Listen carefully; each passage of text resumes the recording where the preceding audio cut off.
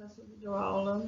Essa videoaula vai ser a nossa última aula da parte do sistema motor, de músculos em movimento, e nela a gente vai abordar o controle motor.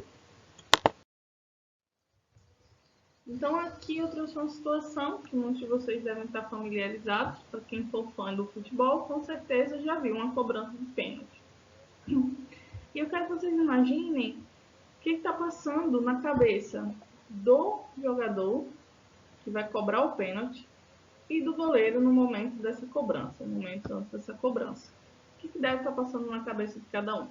Na cabeça do jogador deve estar passando um planejamento de que ângulo eu vou chutar, em que canto eu vou chutar, com que força eu vou chutar, qual velocidade que eu quero que a bola alcance, e tudo isso para tentar que o goleiro não defenda a cobrança de pênalti. Já para o goleiro, deve estar passando coisas mais ou menos assim: preciso pular para a esquerda, preciso pular para a direita, o corpo do jogador está mais inclinado para a esquerda, acho que ele vai chutar para a direita, e coisas desse tipo. Quando o jogador finalmente chuta, o goleiro ainda vai ter que analisar a trajetória da bola para pular para um lado ou para o outro, em uma altura ou em outra, isso tudo em questão de milissegundos. Então é disso que a gente vai tratar hoje, de como o comando motor vai estar envolvido em diferentes tipos de movimento e diferentes regiões do nosso sistema nervoso central vão estar ali influenciando o controle dos movimentos voluntários. Então, cada nível de hierarquia do nosso comando motor vai ter uma função no controle do movimento. Então, para iniciar um movimento, tudo começa com intenção. Então, a intenção do jogador é fazer o gol. A intenção do goleiro é defender. Então, a intenção do jogador é dar um chute. A intenção do goleiro é pegar a bola. E essas intenções, elas estão naquilo que a gente chama de maior nível hierárquico do controle motor. Então, a intenção é fazer o gol ou defender esse gol. E aí, essas intenções, elas vão sofrer inputs de outras regiões do cérebro, como, por exemplo, regiões envolvendo memória, emoções e motivação. Então, se o jogo é uma final de campeonato, o jogador está mais motivado ali para fazer esse gol ou para defender esse gol a todo custo. Isso vem das emoções que ele tem pelo seu time, vem do quanto ele está ouvindo a torcida gritar, por exemplo, e vem da memória. O jogo está empatado, não está empatado, é um final de campeonato, será que eu já tive treinamento suficiente de pênalti para fazer esse gol ou defender? Então, diversas áreas vão estar mandando ali sinais para o centro de controle motor que vão estar influenciando na hora da tomada de decisão, nessa intenção do movimento. E aí imagina, por exemplo, uma situação. Uma coisa é você estar cobrando um pênalti numa partida de treino ou no jogo amistoso. Agora imagina que é uma Copa do Mundo, Brasil e Alemanha. O jogador do Brasil vai lá cobrar esse pênalti. Depois daquela memória que a gente tem do 7-1 da Alemanha em cima do Brasil, a cobrança, a cobrança que esse jogador vai colocar em si mesmo e nesse movimento que ele vai fazer vai ser muito maior. Então vai ter muitas emoções ali, memórias envolvidas nesse movimento, nesse início de movimento, no controle motor. Então a gente vai falar, para começar, dessa hierarquia do controle motor. Então quando o indivíduo está ali pensando se ele vai fazer o gol, no caso do jogador, ou pensando em defender, no caso do goleiro, tem diversas coisas acontecendo no cérebro dele. Uma das coisas é planejamento do que ele vai fazer, que vai estar acontecendo lá no lobo pré-frontal. Então, o lobo pré-frontal ela é uma região analítica do cérebro que vai estar recebendo diversas informações e vai estar ali nos ajudando a planejar nossas ações. E aí, numa porção do lobo pré-frontal, que a gente vai falar um pouquinho mais para frente, mais detalhado, um pouquinho, a gente vai ter também sinapses indo para a área motora para o planejamento de movimentos. Além disso, vai ter sentimentos envolvidos, então vão ter informações que estão chegando lá da amígdala e vão estar influenciando as áreas motoras vão ter informações que estão vindo dos sistemas sensoriais, então informações auditivas, informações visuais que vão estar ali influenciando a decisão do movimento que o jogador vai tomar. Então, por exemplo, se ele está com o sol contra ele, né, atrapalhando a visão, ele vai ter que levar isso em conta também na hora de dar o chute. E vai ter as informações da memória lá, então regiões do hipocampo que vão também fazer sinapse com outras regiões e tudo isso vai estar influenciando o controle motor. Então, depois da intenção, né, quero fazer esse movimento, começa o planejamento do movimento e depois se passa à execução do movimento. Então, para o planejamento do movimento, a gente tem o envolvimento do córtex pré-motor. Essa área que na figura vocês podem ver em azul, que está logo ao lado da área chamada giro pré-central, que é o córtex motor primário. Então, o córtex motor primário ele vai estar diretamente controlando motoneurônios superiores que fazem sinapse com os motoneurônios lá na medula. E o córtex pré-motor ele vai estar envolvido no planejamento do movimento, fazendo sinapse com o córtex motor primário. Aqui, em verde, a gente tem o córtex somatosensorial. O córtex somatosensorial ele vai estar mandando informações sensoriais também, tanto do indivíduo que vai realizar o movimento, quanto do ambiente ao redor dele, para o córtex motor e para a área pré-motora. E essas informações todas vão ser processadas no momento do planejamento do movimento. E aí, após o planejamento, vai passar a execução. Então, a gente vai ter lá a área motora primária, como a gente falou, através de vias descendentes, influenciando motoneurônios que ficam lá na medula. E esses motoneurônios medulares, eles vão fazer sinapse lá com os músculos, o que a gente chama de junção neuromuscular, e vão assim comandar de fato os efetores do movimento, que são os músculos, a fazer uma contração, ou se vierem sinapses inibitórias lá do córtex, a gente vai ter inibição de neurônios motores relaxando o músculo. No caso desses movimentos que a gente está analisando desde o início do vídeo, né, dar o chute ou pular, são movimentos que envolvem diversos músculos. Então, a gente vai ter diversas sinapses acontecendo. E ao final do movimento, o indivíduo, o cérebro dele vai fazer a seguinte análise. O que aconteceu? O movimento foi como eu tinha planejado? Meu chute foi perfeito na velocidade que eu queria? Eu consegui fazer o gol? Ou então, no caso do goleiro, o que aconteceu? Eu pulei no lado certo, eu pulei na altura certa, com a velocidade certa, no tempo certo, consegui defender essa bola? E isso tudo vai ser analisado também pelas áreas de controle motor, que vão poder fazer ajustes no movimento para a próxima vez que você for executar esse movimento. Por isso é tão importante você treinar um movimento quando você quer que ele saia perfeito. Uma das áreas envolvidas nesse ajuste do movimento é o cerebelo. Então, o cerebelo ele vai estar muito envolvido no que a gente chama de ajuste, e a gente vai falar dele também mais para o final da aula. Mas agora a gente vai começar falando do córtex cerebral. Então a gente vai aprofundar um pouco mais naquelas áreas do nosso córtex que são responsáveis pelo controle motor. Então o córtex cerebral ele vai ter um papel importantíssimo e fundamental no planejamento do movimento e também na execução desse movimento, no controle dessa execução. E aí vocês vão ver que alguns livros utilizam o termo córtex sensório-motor para falar sobre as áreas envolvidas no controle motor e também as áreas somatosensoriais que estão ali constantemente enviando informações para essas áreas.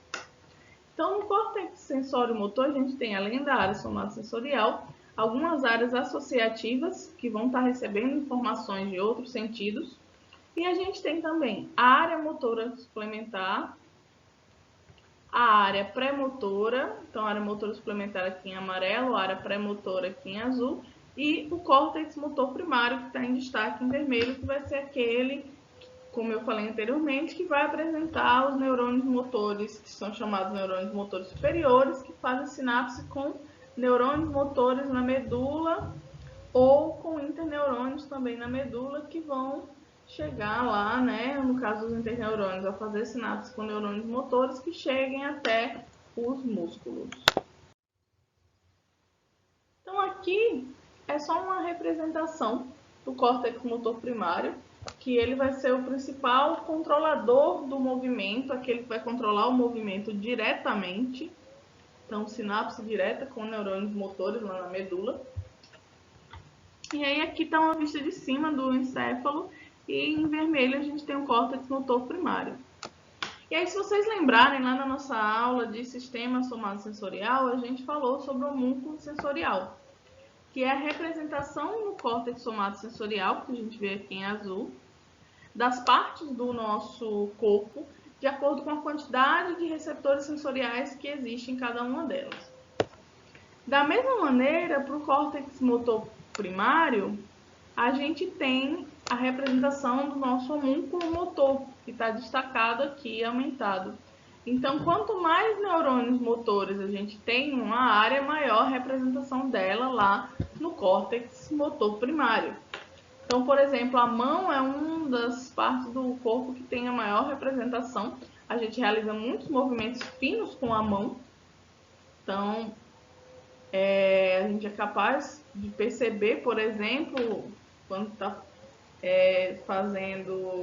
tateando, a gente é capaz de perceber muito mais estímulos com a mão do que com outras partes do corpo. Por exemplo, a leitura em braille ela é baseada nisso. Então, o indivíduo ele tem receptores sensoriais na mão suficientes para permitir que ele distingua entre dois pontos que estão muito próximos.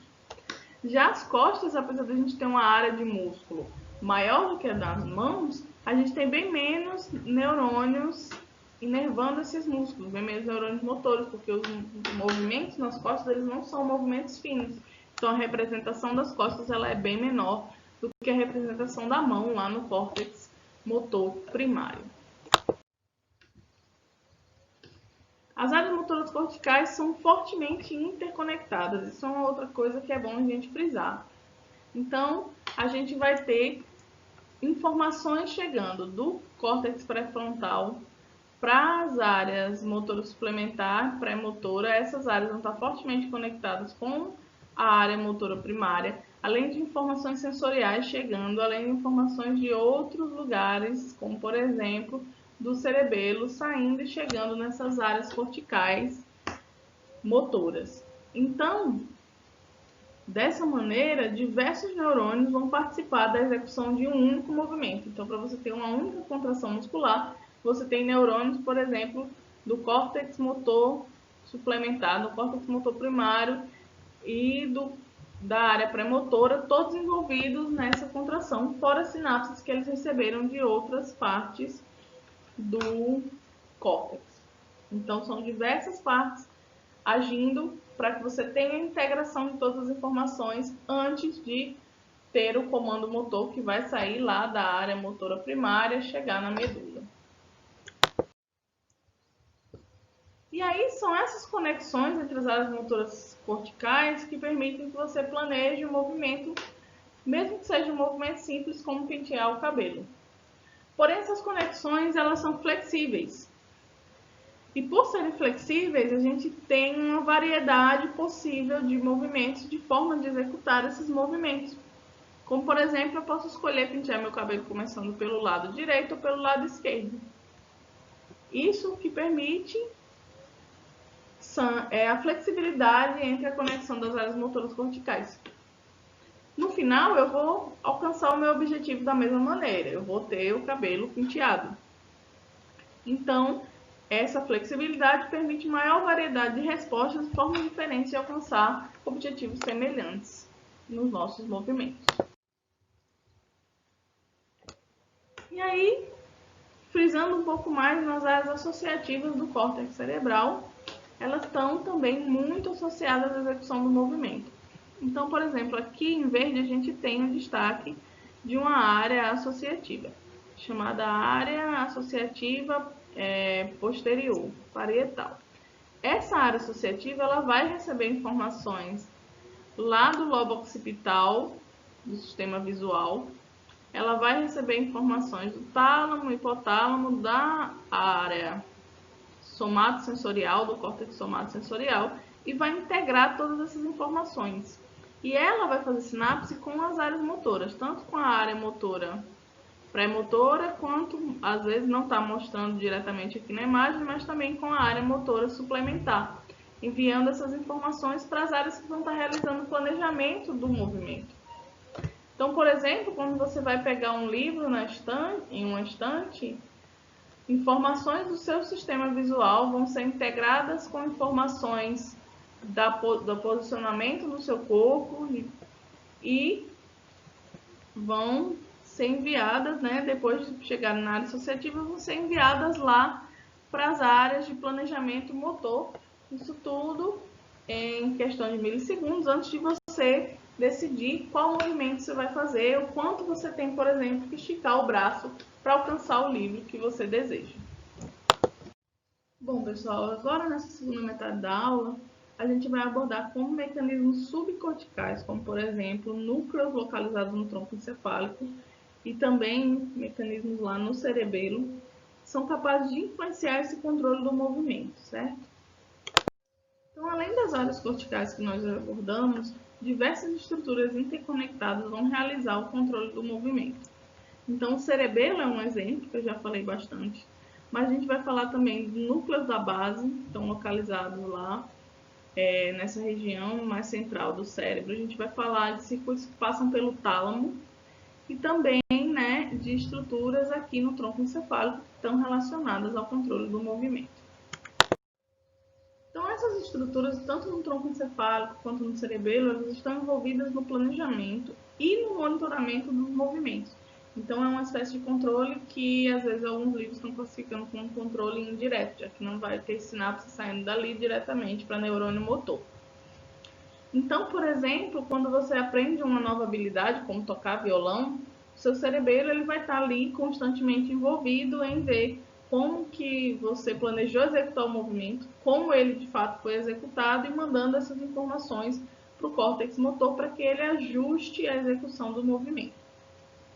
Quando você está, por exemplo, fazendo uma atividade física como a yoga e você tem que fazer uma determinada pose ou levantar um peso na academia, por exemplo, e aí você tem que segurar aquele peso por um tempo, os seus músculos eles vão tender a querer relaxar ou contrair, dependendo da posição que você está assumindo ou do tanto de peso que você está aumentando. Isso, com o tempo, você vai ficando melhor e você vai percebendo que esses sinais vão diminuindo. Por que isso acontece? Isso acontece porque são regiões do tronco encefálico e do cerebelo que vão estar inibindo esse tipo de movimento para que você tenha um maior sucesso em alcançar a posição que você deseja ou a passar o tempo que você deseja com aquele peso ali suspenso no ar, utilizando a sua força corporal. Então, a primeira dessas áreas subcorticais que a gente vai abordar é os núcleos da base. Então, os núcleos da base eles estão envolvidos em circuitos que facilitam e ou inibem movimentos. Então, aqui, ó, se a gente pegar o nosso encéfalo, fizer um corte dessa maneira, aqui embaixo vocês estão vendo o tronco encefálico, e aqui, logo acima, a gente vai ter os núcleos da base.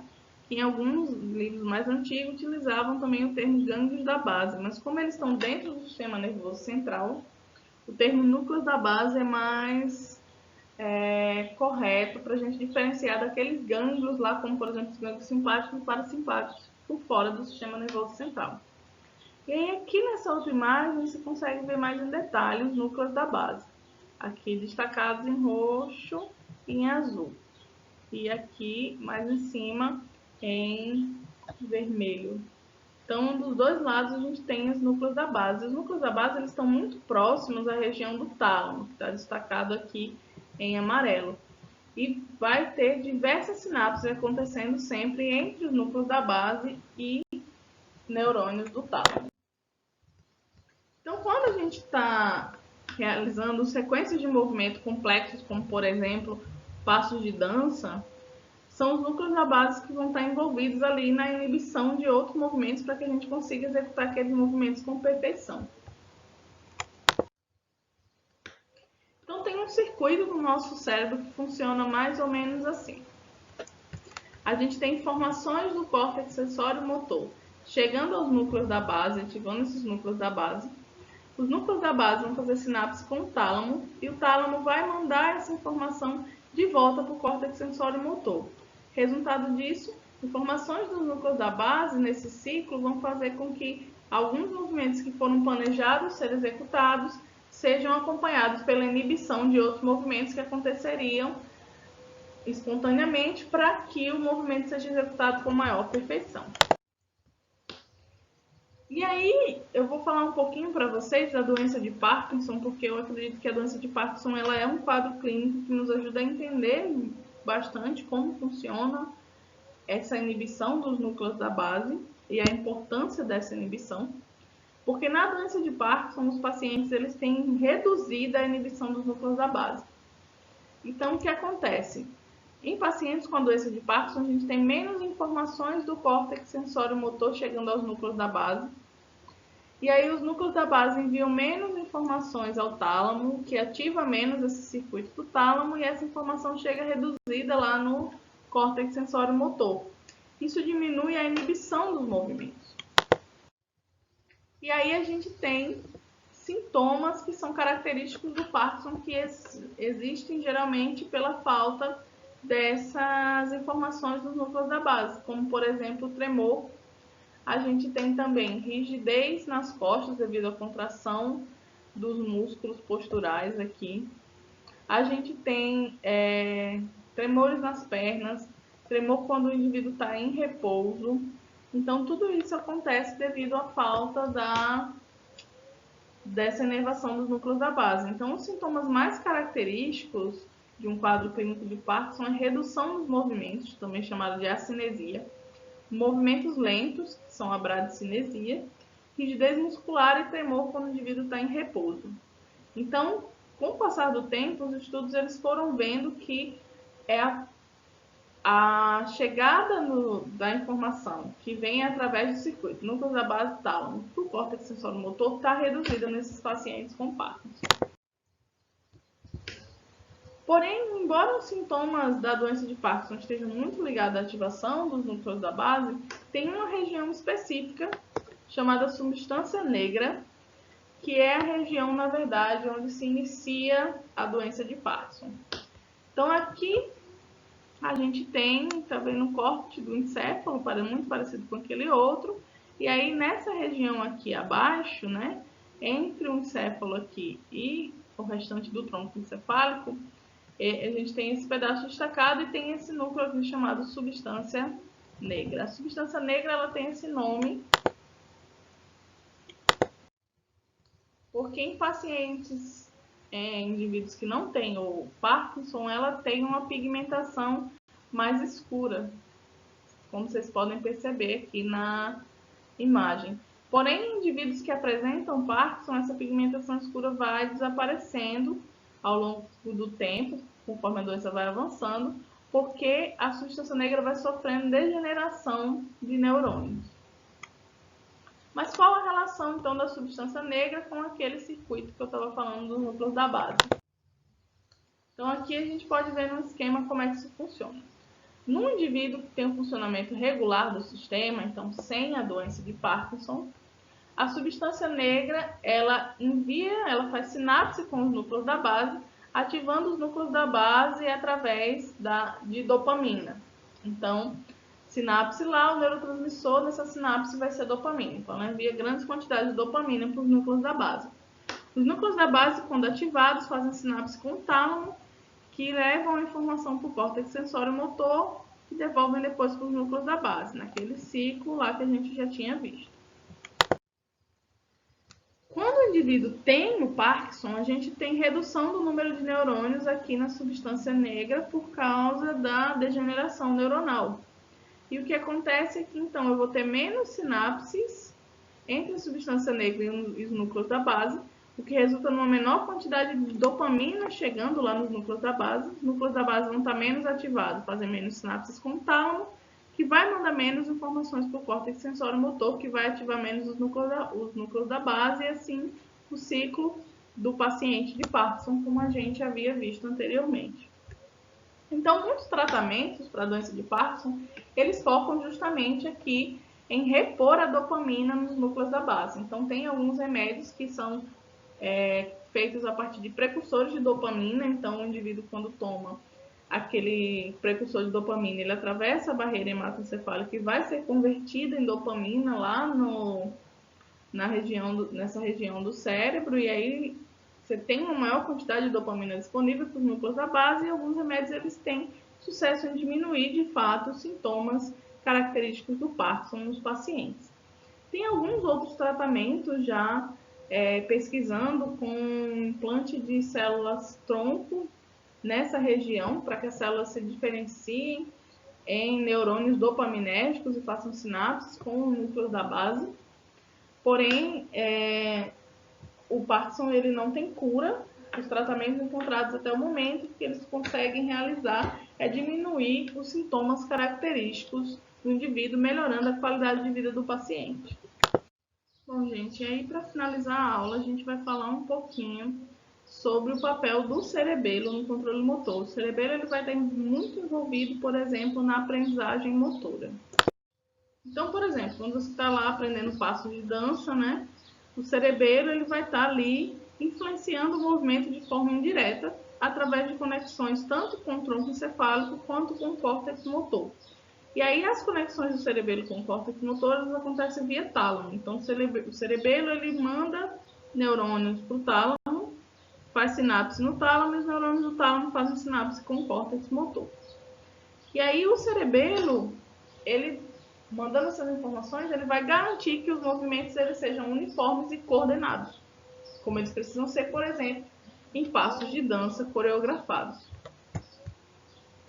Mas para que o cerebelo tenha sucesso em coordenar os movimentos, ele precisa de diversas informações. E, de fato, ele recebe essas informações. Então, o cerebelo ele recebe neurônios que trazem informações de diversas partes do corpo.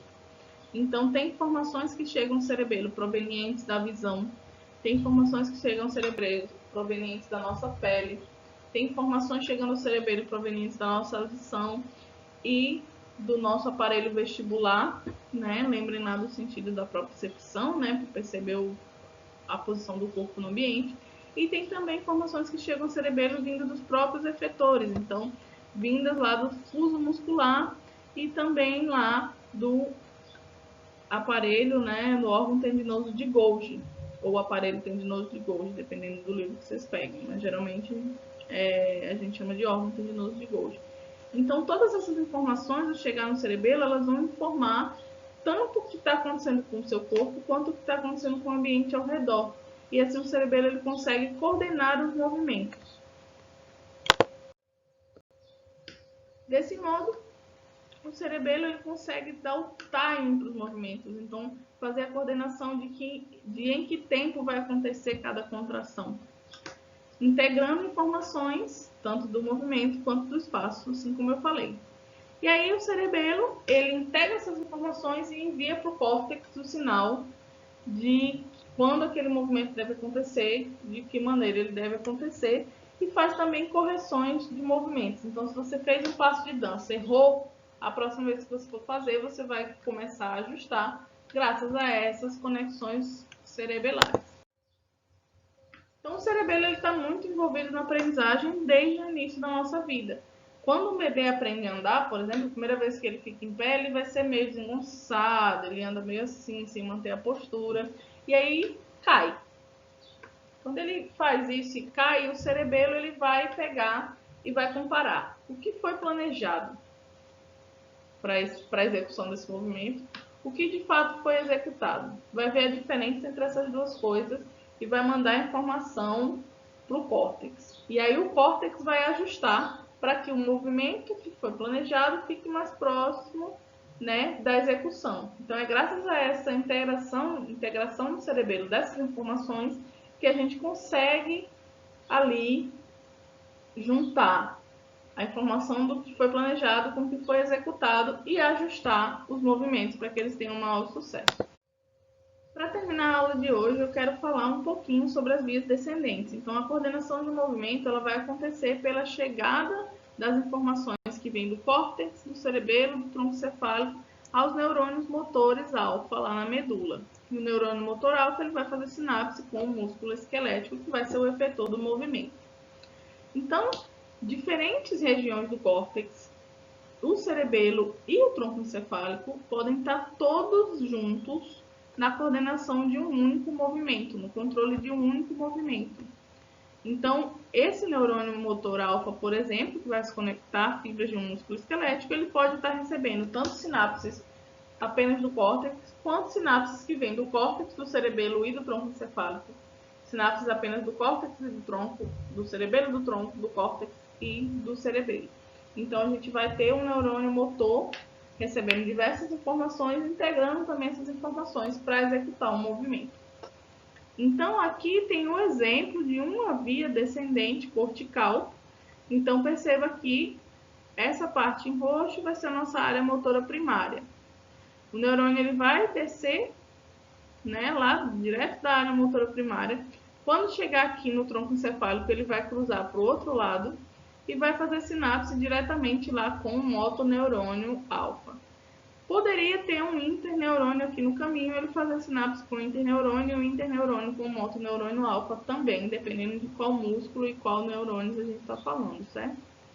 Mas uma coisa interessante é o que isso significa. Significa que os movimentos lá, que são o sinal, né, que é mandado pelo seu córtex motor primário do lado esquerdo, ele vai ser um sinal que vai chegar do lado direito. Então, o lado direito do nosso corpo, os movimentos do lado direito vão ser controlados basicamente do lado esquerdo, quando a gente vai falando de córtex, pelo lado esquerdo do nosso córtex, quando a gente vai falando de córtex motor primário. Aqui tem um exemplo também de uma via descendente vindo do tronco encefálico fazendo sinapse com o motoneurônio. Percebam que no tronco encefálico, a maioria das vias que partem diretamente do tronco encefálico, elas vão fazer sinapse com o motoneurônio alfa, que está do mesmo lado que ela. Não vai ter esse cruzamento que tem as vias que vêm do córtex motor primário. Então, voltando lá ao nosso exemplo do goleiro e do jogador na hora da cobrança de um pênalti, esse exemplo nada mais é do que o exemplo de um movimento que é coordenado, envolve diversos músculos, planejamento e tem auxílio tanto do córtex, quanto do tronco cefálico, quanto do cerebelo. Então, para o jogador decidir, por exemplo, na hora que ele vai chutar a bola, ele tem que se inclinar sobre uma perna e chutar com a outra. Então, ele faz flexão de alguns músculos e extensão de outros, ou seja, ele contrai alguns músculos e inibe outros músculos. Isso depende lá da ativação tanto do tronco encefálico quanto do córtex. O goleiro, ele vai receber informações das áreas de planejamento, das áreas sensoriais, das áreas associativas para ver qual é a trajetória da bola, em que posição o jogador estava logo antes dele chutar, para ele planejar para onde ele vai pular. E o cerebelo vai poder integrar essas informações, então quanto mais você treina, mais você vai ficar efetivo naquela cobrança de pênalti. Então, gente, era isso sobre o controle motor. Eu espero que tenha dado para vocês entenderem como funcionam as principais estruturas e quais são essas principais estruturas envolvidas no controle motor. Até uma próxima aula.